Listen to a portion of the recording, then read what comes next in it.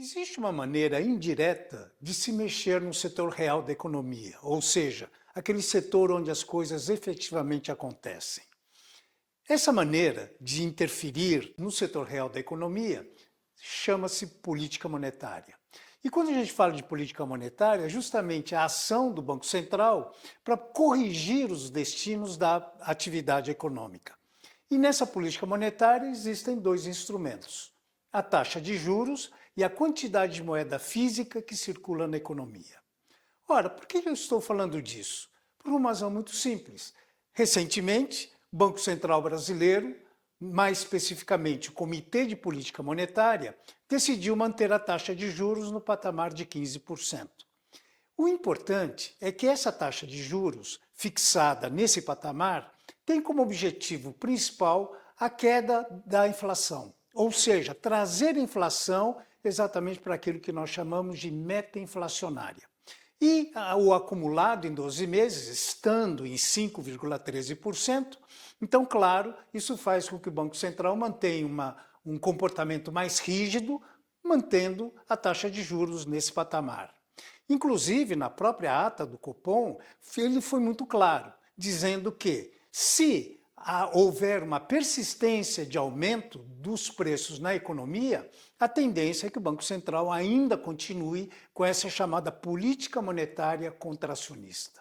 Por outro lado, lá nos Estados Unidos, o Comitê Federal de Mercado Aberto, também conhecido como FONC, ele reduziu a taxa de juros para 4,25.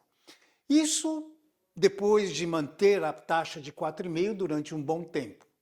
Ora, qual é a leitura que se faz? Ora, se reduziu, é certamente porque a inflação na economia americana ela está apresentando uma queda.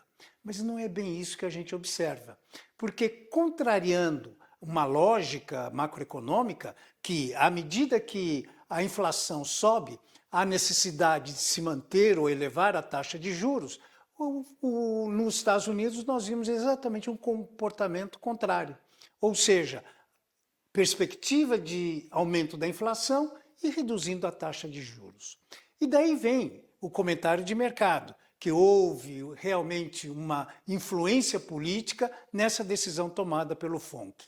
Entretanto, o que a gente observa é que houve sim um corte técnico, mas que o Fed mantém uma postura muito dura exatamente nessa busca da queda da inflação.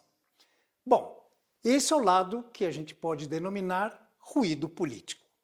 Agora, enquanto empresa, qual é a importância de todos esses movimentos?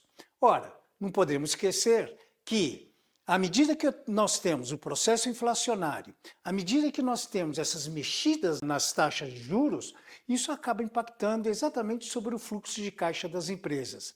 Ou seja, para começar a prestar atenção na formação de preços, na questão dos estoques, e manter sempre no radar o comportamento da inflação e o comportamento da taxa de câmbio.